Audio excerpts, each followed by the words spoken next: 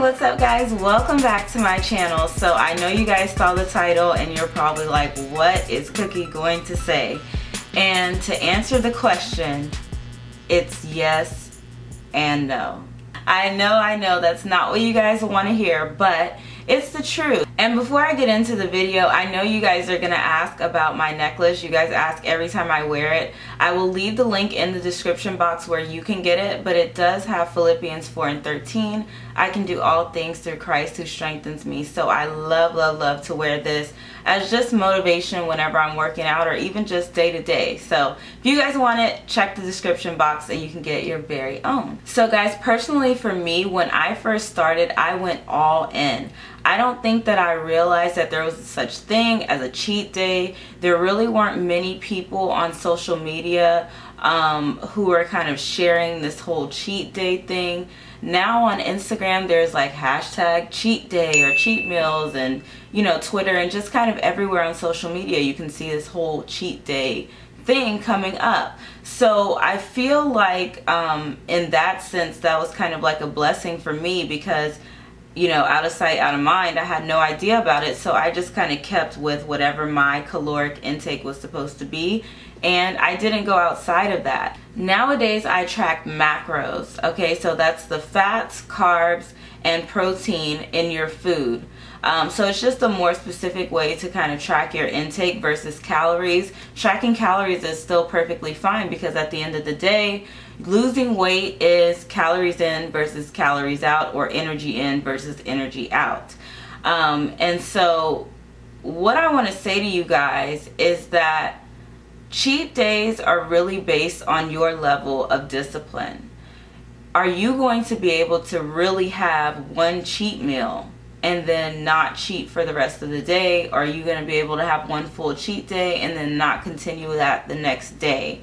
The thing is that a lot of people, what they will do is eat really strict throughout the week, and then on the weekend they'll have this one cheat day, or they'll have, you know, whatever, cheat weekend or something. You have to realize that if you're eating a cheat meal for every single meal the whole day, that is going to go against your weekly calorie intake. All right, so then when you weigh in, you're probably going to see yourself leveling out or even going up on the scale. And so I would say no cheat days until you are in maintenance. And I know a lot of you follow me on Snapchat, and that is great and lovely. And sometimes I'm really apprehensive about putting up what I am eating on the weekend, because I am currently in a state of pretty much maintenance. I started recently, probably more like 2 or 3 weeks ago, that I started to really cut down, because I'm wanting to reach a new goal. I'm wanting to get leaner, and so I'm really trying to cut down on my cheat meal and cheat weekend and whatever.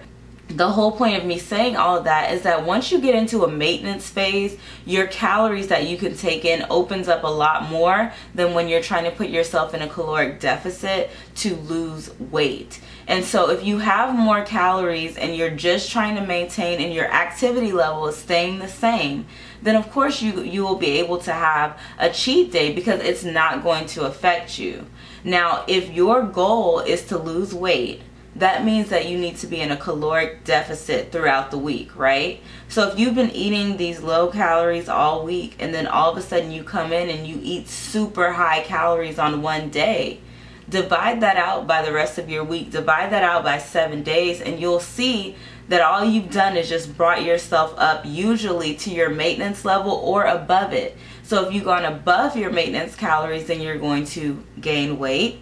And then if you have gone right at your maintenance calories, well, then you're going to maintain. So I hope that makes sense as to why I, for example, in maintenance can have those cheat meals. It's because I'm not trying to necessarily be in a caloric deficit. I'm just trying to maintain my current weight.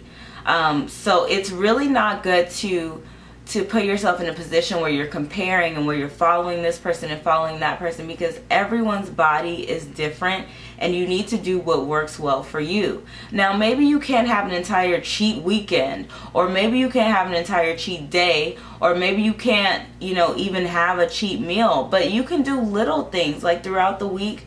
especially if you're tracking macros. If you can stay within your macros, and let's say you're craving chocolate, you have like a little piece of chocolate or something like that that you can fit into your macronutrients.